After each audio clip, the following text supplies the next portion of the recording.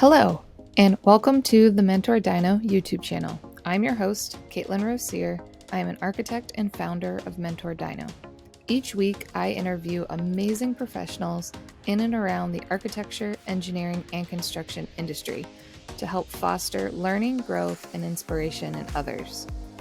Thank you all to our current subscribers, and if you're new, we'd love to have you join our community. So hit subscribe. It really does help others be able to discover this resource. So let's dive in. I hope you enjoy this conversation. Welcome, everybody. I'd like to welcome Ashton Brooks. She is the co-owner of Staywood Design in Austin, Texas. So thanks again for coming on and taking the time to speak with me about your career and where you are today. Of course. Yeah. Thank you for having me.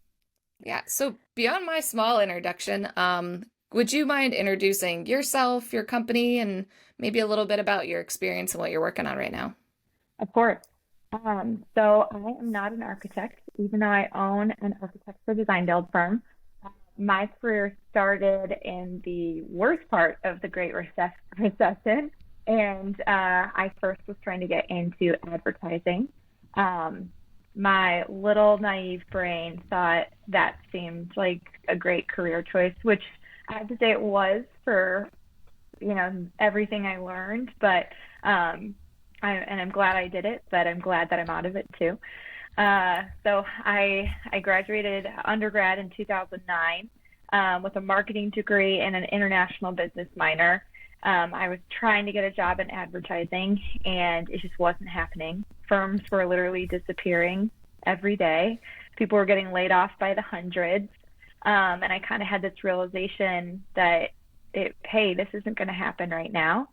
So I just kind of thought to myself, like, okay, what could I do to gain experience right now and hopefully, do something that I at least like if I couldn't be in the industry that I wanted to be in. And after kind of doing a little self-reflection, realized that I loved my dog, but I didn't want to sell dog food. I loved my car, but the whole industry was being bailed out by the government. And then I loved, at the time, beer. I used to be a bartender at a kind of a really nice bistro that had a whole bunch of craft beers, and it was kind of just the beginning of the mass part of the craft beer phase. So my favorite beer company at the time was Goose Island Beer Company, and I just called them up and said, hey, like, are you hiring? Here's my background. Here's what I'm doing. And they said, well, we have internships available. And I said, I'll take it. Like, let's do it. And they said, great. We normally have interviews, but you did it. We don't need to interview you. Why don't you start on Monday? And I said, awesome. Can't wait. And they said, great. The job pays a case of beer a week. Oh, So I geez. started my career with a case of beer a week. But because I'm pretty, I was just so excited that somebody wanted me when so many people were laying off, people that were far more qualified than I was, that I was just thrilled to do it and was really kind of like eager beaver. And the next thing I knew, I was doing their events, helping write their blog posts. I was the tech on the photo shoots. I was their hand model at some point, which was just absolutely ridiculous. And I got a ton of experience really fast, and they very quickly were like, oh shoot, I think we actually need to pay you. And so I was like, well, cool. And I said, That'd be great. Yeah. And they said, sure. Like, Hopefully it was more than 2 cases of beer as the raise. I became friends with the brewmasters, and they were pretty great because they're like, hey, when things don't work out, like the labels get, mislabeled or whatever, they would just like toss me an extra case. So yeah, I did get a lot of really amazing beer at the time.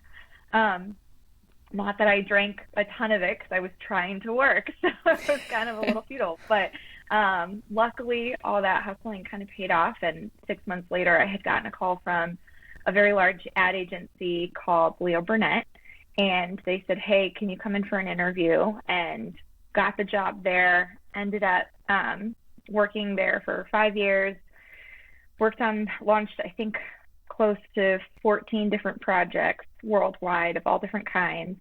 And it's, kind of a service-based business. So you're always constantly going after the next big thing because that's where the dollars are coming from. They're not coming from just keeping things going. So I learned a lot about service-based industries and how to manage the money for it, how to go after projects, and just, kind of cut my teeth. From there, I knew I wanted to go get my MBA. It was something I thought I always wanted to do, mostly because I knew I wanted to start my own company someday, just more for a life flexibility thing. I wanted to be my own boss so that somebody else wasn't in charge of my destiny. And I didn't feel I had the skills to start my own business. So I knew I wanted to go get my MBA, and doing that while being in a service-based industry just was not necessarily feasible. A lot of people do master's in business full time because it is, a lot of work. I kind of reflected on who I am and knew I didn't want to do that because lack of time wasn't something that ever stressed me out, but lack of money was. So I knew I wanted to be Yeah. making money while I was doing this. So I ended up doing my MBA full time while I was working, or part time while I was working full time. And I'm very grateful because I landed a brand manager job at a hardware manufacturing company. So I actually got to work in the home hardware space for building materials. And it was kind of exciting because it was right when a lot of the smart home technology was really starting to become more normal. I worked a lot on more of their mechanical side, but just getting the exposure was awesome. And then I finished my MBA, and my husband's job coincidentally took us to Texas at the same time. And it kind of was a perfect opportunity to do it, to put my money where my mouth was and start a job or start a company. So I started Staywood Design with my brother, and it's been a ride. So before we jump into working with your brother as a co-owner, Yeah. what for getting your MBA, I know like my brother's in finance and his hmm company paid for his MBA. And Yeah. in architecture, typically firms aren't paying for people to go get a master's degree or some other No. second form of education. Did your ad agency pay for it or? By the time that I went to get it, I was with the building manufacturing company, and they were great in that they did help.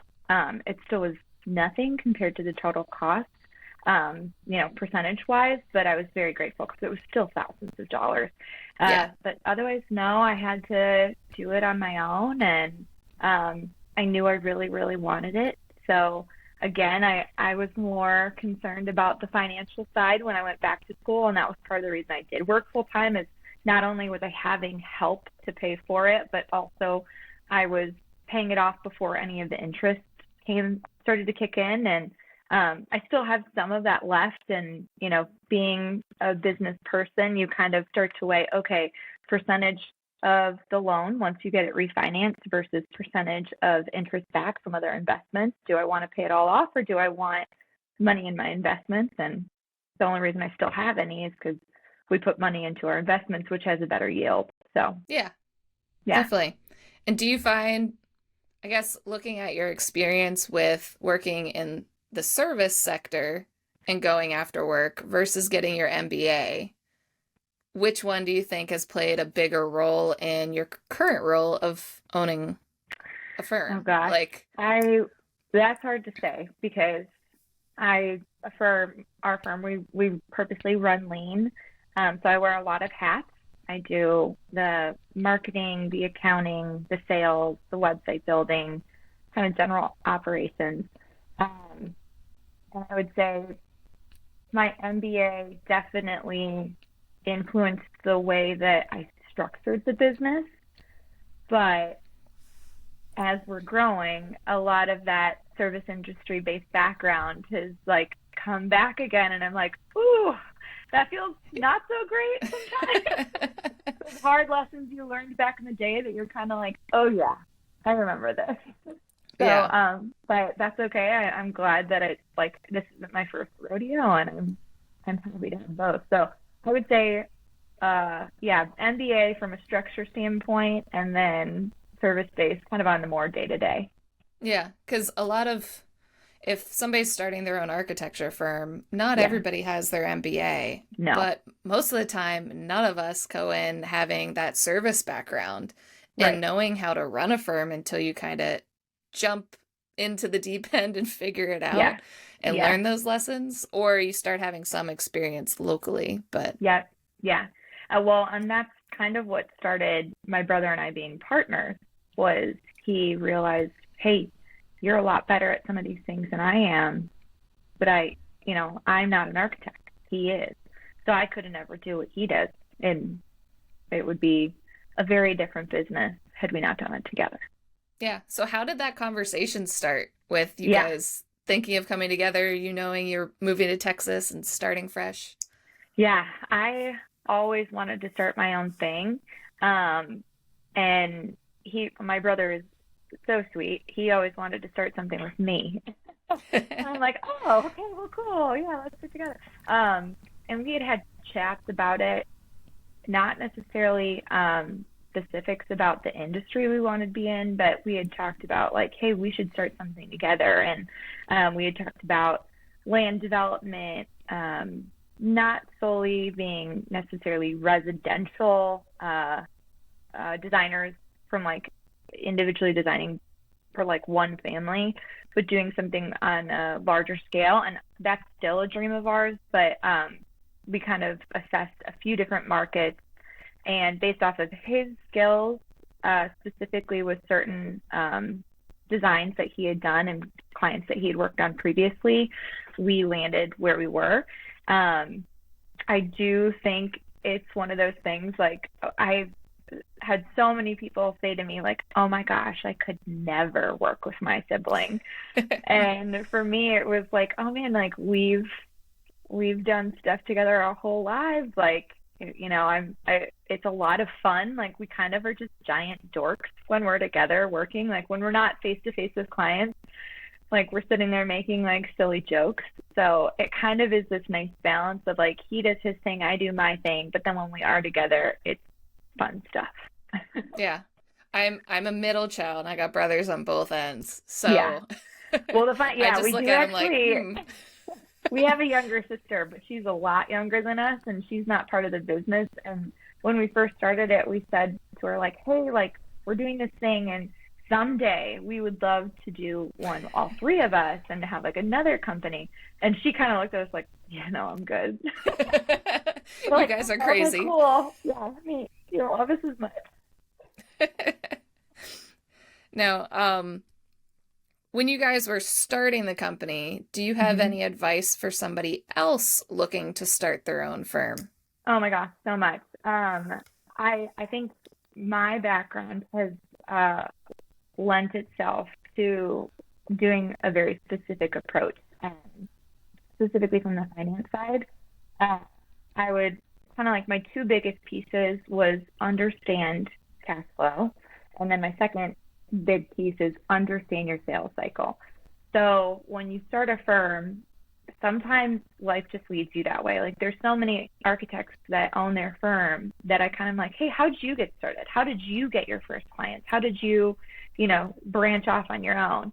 Most of them have told me stories that were very specific life circumstances that, especially females, a lot of times it's like, I couldn't do it. I couldn't do the high demand while being a mom. And I Hmm. had to quit. And then somebody just said, hey, will you design this for me? Or will you design that for me? And they start picking up these little projects. And then all of a sudden it's like, oh, wait, like this is how they start. So for us, it was different in that we knew we wanted to start it and we were doing it together and the time was right. And we picked the niche market that we ended up being in. But what I think I was naive to this was that the sales cycle for it is really long. So, we're a design build. We design financial institutions, so bank branches, credit union branches. When we do those, they're not little projects. Like if even for remodels, the normal low price kind of falls around 500,000 to build it, and that doesn't include going through the CDs, the actual design phase, if we have to do any market analysis for them, which sometimes we do. That's low end. So for somebody to have that chunk of money in their budget, they have to really plan ahead. And then some projects are multi-million dollar projects. So to get that sale just to where they sign the contract takes about 12 to 18 months from when we first start talking to them. And then after that, you still have a very long phase, probably another 12 to 18 months of everything you need to do in between, then building, CDs, construction, etc., if everything runs smoothly. So knowing that, the money doesn't come in the door right away. And so if you're starting your own firm, knowing how long your sales cycle is for your specific niche of the market is key. Because if you're just like cold turkey, you want to start a business, you go for it, you file your LLC, all of that, you may have 18 months before you even get a contract. And that's if you're talking to clients day one. They have to know you exist. So there's a whole cycle of sales that happen before that too. So yeah, that would be kind of advice one, is know your sales cycle, know how long it takes, and then beyond that, know your cash flow. So, obviously the design work that we do is not as, it's pretty much straight revenue, or straight profit, but it's a much smaller amount compared to once we're doing the construction. So knowing kind of the curvature of when the money comes in and knowing how to manage that, from an accounting standpoint, you say flatten the curve, really helps you manage your business. So if you're running lean and you have to pay certain employees, that the money's going to be there when payday comes, because payday comes more often than you're getting paid. You're just hoping, that last payment can sustain. So really understanding deeply how your cash flow works and how to manage all the payments out is huge. Yeah. Do you have any I was a business minor, so I understand some of the more accounting and finance numbers and graphs. But I guess for somebody who doesn't have any business knowledge, what types of tips do you have for flattening the curve? So that's more like the highs and lows on when you actually get paid versus not paid, so you don't hit a lull. Yeah. You can do a few things. One, if you just don't have any accounting skills at all, get yourself an accountant. Have somebody that can help you manage your books, and set up regular check-ins with them. That's money well spent, even though it's kind of the opposite. It's money. Like you're paying somebody to help you. Yeah. But keeps you safer. Hopefully it keeps you from any major pitfalls. What we do is we use, obviously, bookkeeping software so that I can manage it. And, if you're an organized person, set yourself bi-weekly reminders to go in and look at everything and make sure you're getting paid on time and your invoices aren't behind, for people paying you. Managing your own invoices, I feel, always helps, in that you have very clear line of sight on, your head is totally wrapped around who owes you money, when it's coming in, your billing schedule. We always do a net 30 payment, which is pretty standard for a lot of businesses, but understanding hey, okay, you tell your clients up front, you have 30 days to pay, knowing that if you have had problems with them in the past, putting penalties on it for them, which you hate to do because they're your clients, but, getting paid on time is key. Beyond that, how you structure the payments when it comes to construction is very much based on the type of construction you're doing and how big that is. A lot of companies will ask for 50%. Very common. We use something called a cost plus model, where a lot of things that they're just like, oh, okay, well, they need this, I'll get it to them. And they don't like count those hours, or they don't build them in from the beginning. So a lot of that comes with just learning on the job too. Like, how long will this take me? Because there's things that surprise you where you had an estimate out there for a certain amount, you guessed the number of hours, and then it ends up being a lot more, and the client is like, hey, you misquoted me. Like, you're gonna have some tough conversations. So some of that is learning. Some of it is in the beginning, you kind of figure out, ooh, I should have charged more. So Yeah, and just comes with learning time. from past projects. Like, I know putting in proper times and timesheets. So, talking about working with your brother, and you Mm-hmm. mentioned you keep the company lean. Yep. Little disclaimer, I have worked at a design build firm that focuses on financial institutions. So, like, um, it was P.W. Campbell here in Oh, Pittsburgh.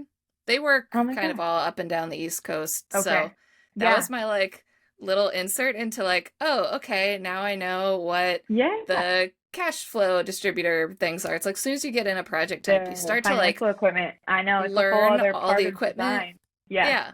Yeah. But some of the places they would have me go, I'm like, wow, I'm in the middle of nowhere, but okay. Middle of nowhere. Yes. There's a lot of middle of nowhere financial institutions. Yeah. Yeah. So when I was there, I only did a short stint. It just didn't end up working for what I wanted to do. I Hmm. was it was very interesting seeing the amount of departments. I feel like they are bigger than what you guys are, but they had like a sales department, a pre-con, Yeah. and then all the marketing, and then a whole mini architecture division. So the architecture studio was separate. Um, I'm just thinking of small firm and how you're doing design build. How does that structure work for you guys? How do you keep it lean and Yeah. working through the process? Yeah. So excellent question, because I did structure this, I think, different compared to a lot of firms. Um, so we started as a completely remote company from the beginning, pre-COVID. We thought we were geniuses. Then COVID hit, and we're like, oh, everybody else is this way now? Shoot. We're not But special anymore. I know. Well, and it's kind of like this funny thing where it's like you're an architecture firm, but you don't have a location. Like, you don't have a building. Um, so because of the market we're in, and because we go to so many remote locations, um, we're not tied to our office anyway because we, go there. And you have more in travel costs, but we don't have the overhead of a building, or a rental space. So that's one of the things that we do that's different. The other is that every project is different. We know that the design side of it is my business partner, my brother. He's for sure the one doing the design. Because we have to go to so many places and in different states, the licensure changes and all of those. So regardless of if he's designing it or if we had other people on our team designing it, we need somebody locally there that ends up doing the stamping. So because of that, we said, okay, well, we don't need this massive design team with all these different licenses in different places. What we end up doing is hiring a consultant to do the sign-offs, and that helps us in a lot of ways because there's some very different things in different places of the codes that change, the way that you should build things. We have something in West Texas right now, and they have very unique soil, and building just the foundation is so different. So it's like having that local architect who has a license there makes a huge difference anyway because we end up having better builds. So that's another thing.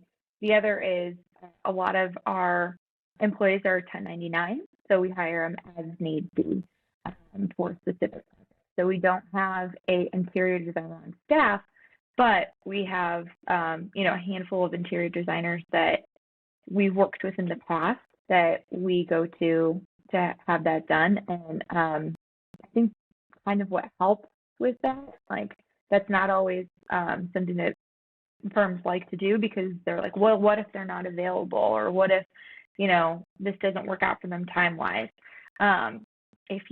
We've found that if you treat them like they're full time employees, or just go the extra mile to make sure that they get paid well on those projects when they are hustling. Even when they're slammed, they still come back.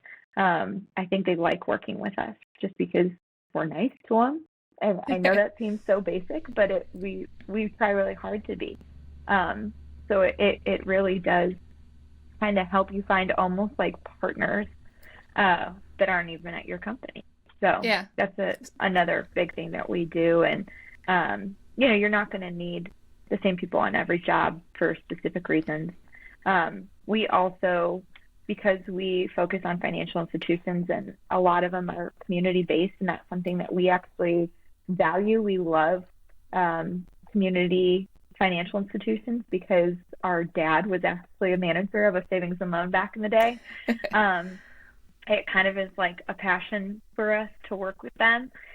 And we want that money to stay within that community. So when we do subcontract work, we also hire out locally because that money stays with them then. So that's another thing that we try to do, which I would say that doesn't really speak to kind of keeping it lean. That's, you pay a painter what you pay a painter. But yeah, so that also, I feel like, ends up resulting in clients being really happy because a lot of times they know, oh, like this money is staying within here. It's not just going to this person that's completely different. And so that kind of just results in a good client relationship too, which in the end leads to more money. Yeah. And then when you have the additional staff coming out, the 1099s, are they people doing this on the side and working full time, or are they just doing that part time, or is it their own thing?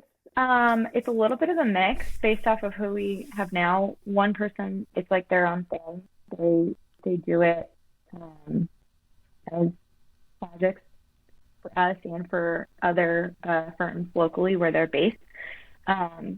We're kind of like their one non-local one, and I think they appreciate the little bit of a change up. We do have somebody that does it as like a side hustle. And then we have a couple others that they have their own like engineering firm, so they get hired on like that as kind of a firm versus so and then yeah. And then But we more do have being a one, consultant yeah. underneath rather than hiring out. So it is a little bit of a mix. Our biggest thing is that we just try to find good people that we trust. Being a small firm, we want to feel like we really trust them. And our approach is very much partnership, relationship building versus just like, one-off hires or anything like that. And then we also do try, when possible, to hire females or minorities or minorities. There's, I think, a struggle with that when you're a young company because it's like, okay, you get business and you have somebody and they may not fit that label. But you got to just kind of go with who you trust. We've tried really hard to start networking and getting to know people outside of our company, but that are in the industry, so that we start building that trust even before we start working with them. And that's an ongoing process. I would say we're still not where we'd like to be with it, but we are actively trying. Yeah, because I know you're really active with the AIA Austin Women in Architecture group. Yeah. How is bringing in what your company does and introducing that to that group of individuals helped the company, or what resource have you been able to provide to the organization? It's funny. I feel like the beauty of an organization like that is that you do have a pretty wide mix of what people do. So there's people that own their own firms, there's people that are in big firms, there's emerging professionals, there's people that they're the OG first one to get licensed as a Black woman in Austin. We have all of them. And it's great because there's so many people that are active in our sector, specifically in Austin, which I can't say enough about. They're all wonderful. Um, the wonderful thing about that is you can go and toss ideas off people really easily, and it's like, oh, thank goodness, like they've done this before, or they've done something close. It's definitely helped from, like I said, building our network standpoint. I have kind of all my favorite engineers in town and my favorite interior designers in town, and we have gotten business because of it too, where they're saying they'll come to us and say, hey, we don't have the capacity to do drawings for an office remodel right now. Can you guys take any on? And if we're at a slow point, we're like, of course. Like, you're helping out somebody you know and getting a little extra cash on the side. That's great. So I feel like that's how they've helped us. I feel like my contributions to the community have been different, just because we are a very niche business, and so it's different to a lot of people. When I tell them what they do, they kind of like look at me like, what?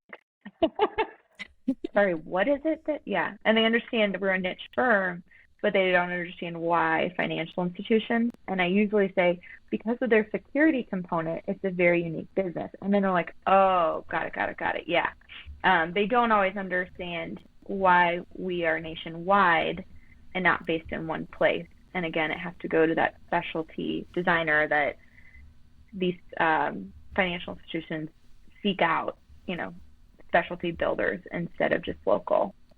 So Yeah, and no matter what you end up specializing in, if you do a particular type of architecture within a hospital, yeah, that doesn't mean like every hospital in your local region is going to have that. Once you yep, renovate one, there may not be another one locally, so you're going to have to be more international if depending on what you specialize in. yep, yeah, exactly. Yeah, it's great in the standpoint that like the whole country is our market, but it can also be tricky because it's like, okay, I got to travel, there again. Like last week, it's trade show season, and a lot of who we sell to go to these big kind of like conferences, and it's great from our sales standpoint. Makes it a lot easier. But I had to fly from Austin, Texas to Washington State, and then I had to take a red eye to Chicago, Illinois to do the next conference. And that can be exhausting, but you know far enough in advance for those, and that's okay. Yeah, it's always that fall and spring that it gets really busy with Yeah, conferences, and yeah, then like the lulls happen. You're like, okay, I yeah. can I relax know. a These bit. were my last conferences for the year, and I'm like, okay, great. I did Yeah. it. Have you found anyone, I guess locally or nationally, that's done I guess you're more the business professional and architect combo for a firm? I feel like a lot of the times I see architect and architect or architect designer, like Hmm. people within our nucleus merging Right. together to create an office. Have you found anybody else that has more your path on just something different outside of Yeah. architecture? Most of the time it is architect to architect or families, which is funny. We do have a pretty strong firm here in town that it's a father-daughter combo. The father started it, and he's an architect, and his daughter ended up joining it. I've only actually met one other firm owner that I can think of, unless maybe I just don't know the other partner. That the founder was a finance person and ended up in a space and ended up he's a sole owner, but he hired uh, architects. I don't know how he got into the net. Yeah. Mine's obviously very specific to the fact that I had a brother that did this, and so it was like, okay, cool. Like, yeah, this sounds fun. Yeah, and a little taste in hardware. I don't think there's many Yeah. architects that like door hardware No. Well, generally. and it's funny because prior to graduating college, when my dad was, he was the president of a savings and loan, I used to work there as like my summer jobs, and like Still to this day, I'm like, oh my God, those summers I spent in like a windowless lone vault were horrible. And now I build those. Yeah. I try to add the windows in for whoever's in there. Yeah. Try to But help yeah, them out. gotta help them out. Yeah. So we did have at least the financial institution background and Yeah. Now switching gears a little bit. I Mhm. know you're going to be starting a family here soon. I Yeah, don't know if this is your first, it is. but how did that come up in conversations with your brother and kind of planning for that life change that's Yeah. going to happen? So it's funny. Part of the reason I always wanted my own business, like I'd mentioned, I always wanted to be in charge of my own destiny. That's the way I say it, where it kind of like hits home with people. They're like, "Oh, I get that." Just having control of your own schedule. Early in my career, when I was at the ad agency and working a ton, I had a boss that was a new mom, and she regularly was late, and I completely understood why. And I remember one day she apologized to me for it, and I was like, "Hey, it's okay. Like, text me, let me know you're gonna be late. I'll get it covered. It's not a big deal." And she said, "Yeah, I hate doing that because it just like hurts me." And I was Hmm. like, "Why?" And she's like, "I feel like everything I'm doing right now, I'm getting a B minus or a C plus. I feel like a B minus C plus mom. I feel like a B minus C plus wife. I feel like a B minus C plus worker." And that just like hit home with me where I was like, oh my gosh, like nobody views you that way, but I understood it. Like you're running from Yeah. one thing to the other. You're never giving your full self.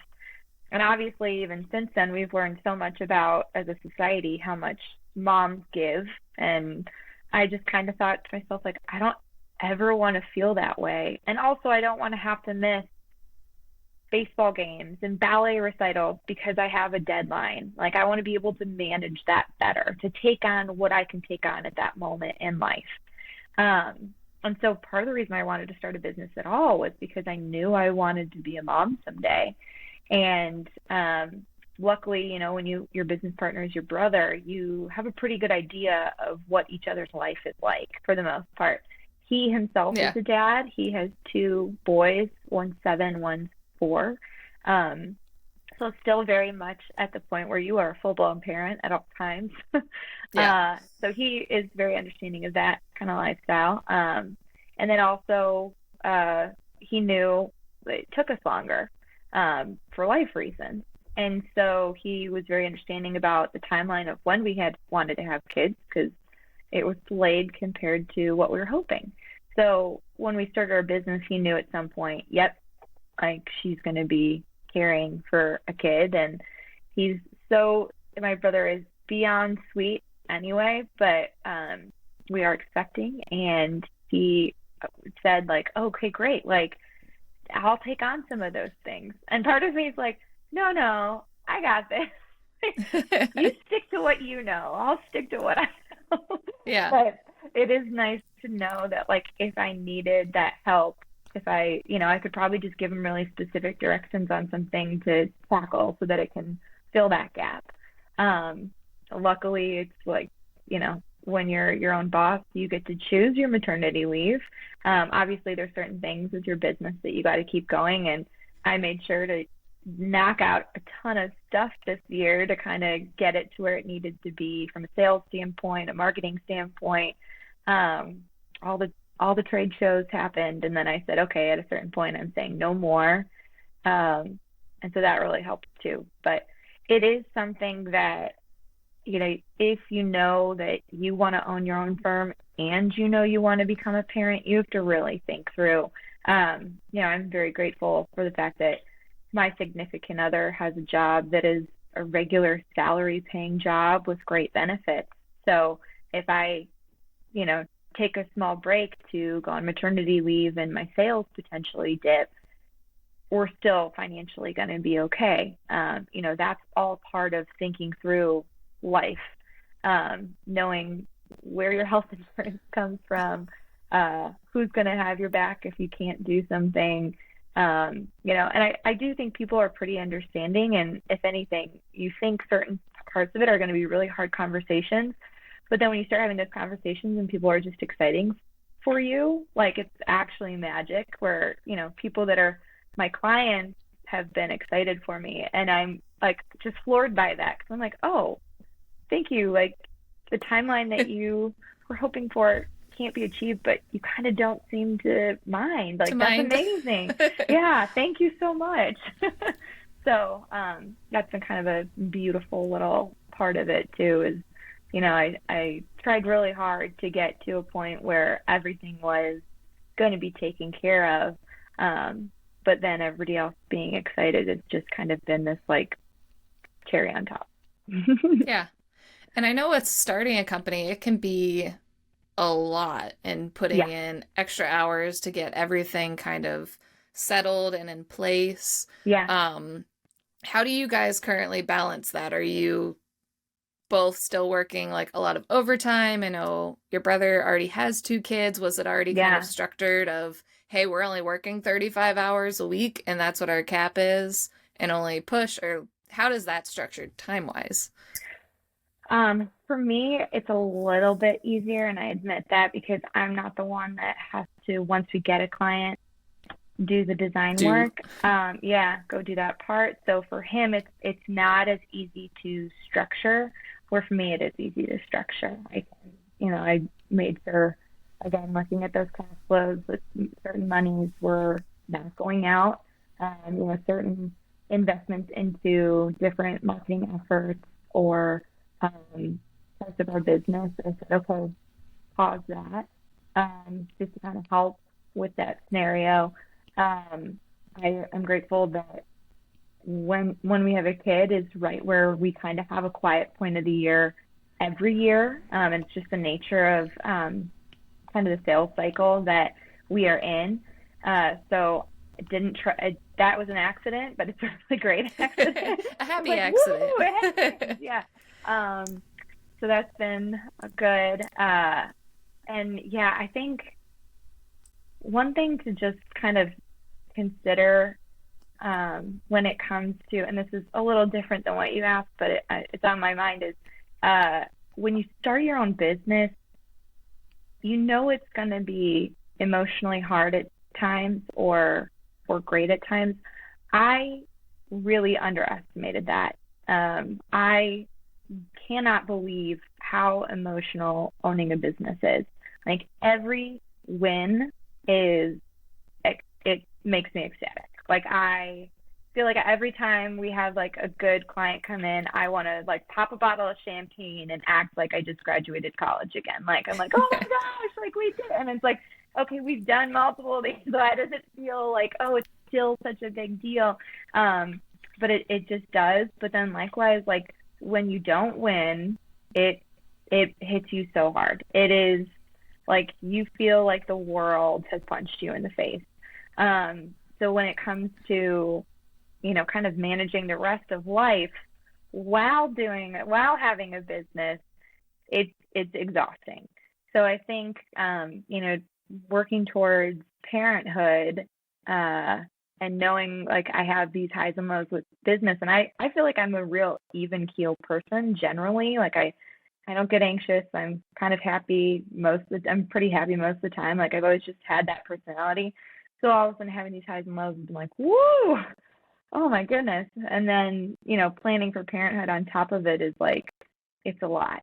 So I think my advice on that to anybody trying to start a business is just like do everything else you can to keep your other highs and lows even as much as possible while things are getting rolling. And then also like don't try to do all of it at once.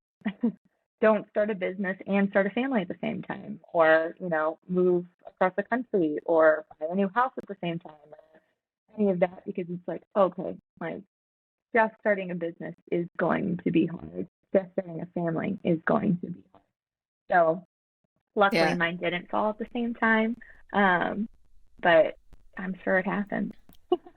Yeah. The best acronym I've heard is your highs are high. Like, think of it as like a roller coaster ride. Your highs are super high and your lows Yeah. are really low. And so it's not as it's not as crazy when you're within a firm because yes, you are Right. excited when you win a project, but when your name's on the door, it's Yeah. completely different. Yeah. When you have a bad day when you work for somebody else, uh, it's like if you didn't win the business, it's like, oh man, I really wanted that. I was excited about that project. When you don't win it and it's your own business, it honestly feels like the world hates you. Like, and I know that sounds so dramatic, but it does. Because I'm like, oh my gosh, did they not like me? Did I not show my skills enough? Did we not talk about all the benefits enough? No, we said that. We said this. And it's like sometimes they don't choose you for reasons that are completely out of your control. Um, you know, and it could be Yep. like really subjective for no reason at all. And you never know. Sometimes you never know. Sometimes they tell you, and those are learning lessons, and it's great. I do recommend following up if you've been professional and things they politely told you no. Follow up and be like, hey, just out of curiosity, like who'd you go with, and what set them apart? Just and say it's for my own learning. And most of the time, people will be really honest with you. And a lot of the business that we have lost out on is because they do end up going with somebody local that weren't an expert in that area. And that's one of those things that it's like, all right, if it doesn't work Okay. out, call me in a couple of years. Like, Yeah. um, so it's like it's understandable. And at least then the world doesn't hate you. It's just Yeah. because of one reason it was out of your control. So, yeah. Yeah, because I know even starting mentorDINO, I don't provide architecture services and I'm not going after work, but putting something out there and not Yeah. having it hit right away is like a gut punch and getting, you Yeah. start questioning yourself if you're doing the right thing. And so I definitely Yeah. lean on my friends that own their own firm and just ri riding the roller coaster with them. It's a Yeah. different dynamic, but being a owner of a small business, it's very similar in terms of that Yeah. emotional roller coaster. Yeah. So, Yeah. Any business, starting any yeah, business, it is emotional. You exactly. hope that anybody who starts a business like puts their sign on their door and like somebody knocks right away. That is so Yeah. rarely the It case. doesn't happen. It, Yeah. I if it does, God bless them. Like us all, I'm Yeah. like, good for you. Yeah, Well, I wanted to wrap up our conversation with one more question. And sure. that's what advice do you have for young professionals starting their career? I know you're not an architect, but Oh my anybody goodness. either within the AEC industry or thinking about transitioning into Yeah. AEC? I would say find mentors. And it doesn't have to be your forever mentor. I think some people are like really adamant on being like, oh, well, I need that person, for the rest of my life. I think your career is going to change a ton, and you're going to need something different as you move along. Um, and like calling it out, like you don't have to even do something formal. You can just ask somebody that has been in the business longer than you and say, hey, like I appreciate some of the advice you gave me. Like, would you mind being my mentor so I could just bounce questions off you sometime? But like, make it something so that you're not just reaching out haphazardly. Like, let them know, like, hey, I'm going to be coming to you for advice. Are you cool with that? And find multiple along the way. I also think knowing where you want to go long term and knowing that that might shift ever so slightly, but having a direction so that you're constantly moving forward is always a good choice. If you don't want to own your own firm, know where you want to be in 2 years, 5 years, 10 years, just so that you're working towards it and you're not relying on somebody else just to, be like, okay, you did it. You put in your time. You're promoted now. It's like, that's not how it works. Um, always have your resume ready. I feel like as somebody who graduated during the Great Recession, has been started a business and then had COVID come around, which is like, oh, okay, cool. We're this wasn't in our plan. Yeah, wasn't in Um, the 2-year plan. wasn't in the plan for being a young business. Yeah, knowing that things are going to happen and things seem to happen a lot more than they used to. So being ready for when shit hits the fan. And, resume, portfolio, knowing who you would go to for references, kind of all wrapped up. Always just kind of in the back of your mind, have some of those things figured out. Um, Always be looking, even if you love your firm, if you hear of certain opportunities, listen to them just to consider. And then the biggest piece is when change does happen, when shit does hit the fan, give yourself the mindset that change equals opportunity. Don't, it's so easy to be woe is me. It's so easy to try to find the same role as exactly what you did. Try to reach. Try to say, okay, like this wasn't what I wanted. Now how do I get to where I want to go and beyond? There's so many learning lessons in there. And more than anything, like I feel like every time, the world has been turned upside down, in my lifetime, I've come out on the other side stronger, more compassionate, more understanding. And it's like, thank goodness I wasn't just, in it and Yeah. held on.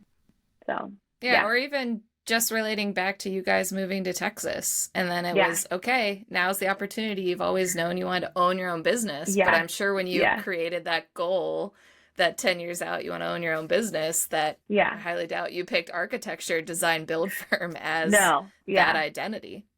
I definitely wouldn't. And it's so funny because it's like sometimes life does just serve it up to you as an opportunity.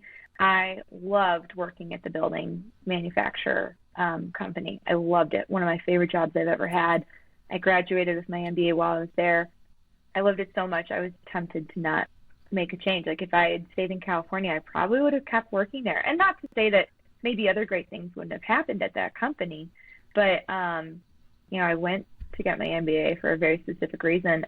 I think I would have been too comfortable to maybe ever pull that trigger. So I'm very grateful for the fact that life was like, just kidding. Now do this. You're going to do this now. Yeah. Try again. But I wanted to thank you so much for the conversation today. I think it was super enlightening just to hear more of the business side on what happens with starting a firm, that most architects don't have that experience leading into it. So yeah. And I would say if you're an architect and you aren't your own firm, find yourself a business buddy. Maybe you do it together, or maybe you just have your person to go to ask advice, and that's okay too. Yeah, exactly. Well, thank you so much for having me. Thank you so much, Austin.